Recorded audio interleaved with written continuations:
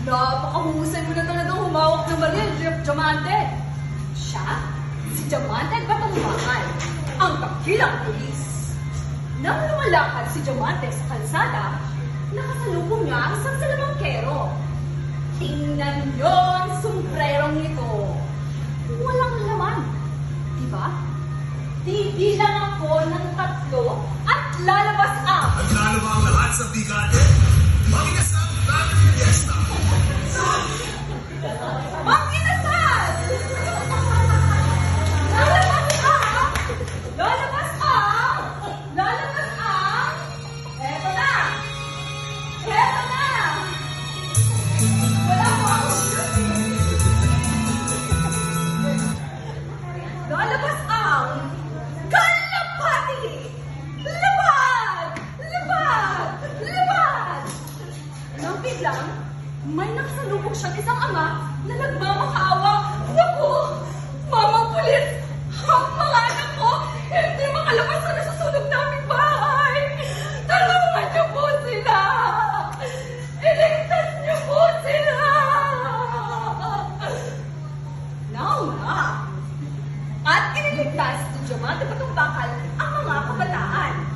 Tan-tanan! Tanan-nanan! Tsubish! No person shall be deprived of life, liberty, or property without due process of law, nor shall anyone be denied the equal protection of the law. Mga polis, maraming salamat po at iniligtas niyo ang mga anak ko sa kapahamakan. Hulog kayo ng langit! Nang umuwi si Diamante sa kanilang bahay, sinalubong siya ng kanyang matalinong anak. Na! Alam ko na pong ipaliwanag ang water cycle. Water from the wet mixes goes to the air with the help of the wind. Air is the water vapor high to the air. When it is cold, it condenses to become tiny drops of water. These tiny drops of water group together to form clouds.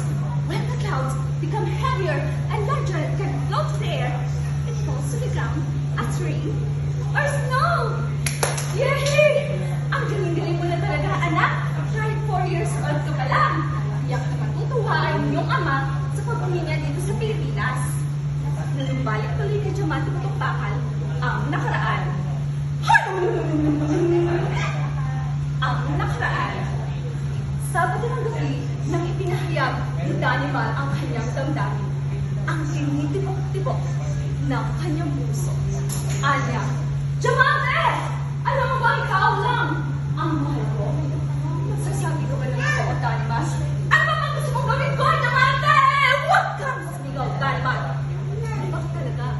Subalit, ikaw din ang tinitibok-tibok ng aking puso. At sabay sila sa pag-awit. Music! Lunes nang tayo'y magkakilala. Everyone! Martes nang tayo'y huling magkita. Palakpakan naman dyan! Miyerkules, nagkakatkaan ang iyong pag-ibig. Huwebes ay hindi piling kita. Wala kakahingan. Biyernes ay puno ng pagmamahalan. Mga puso natin ay sadyang nag-aawitan. Wala pa palakpakan. Sabado, tayo biglang nagtatampo. Ay, at pagsapit ng libo-kilo.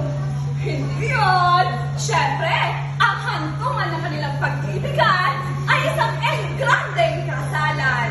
At ngayong Disyembre, sinaselebrate nila ang kanilang ka-50th wedding anniversary. Congratulations!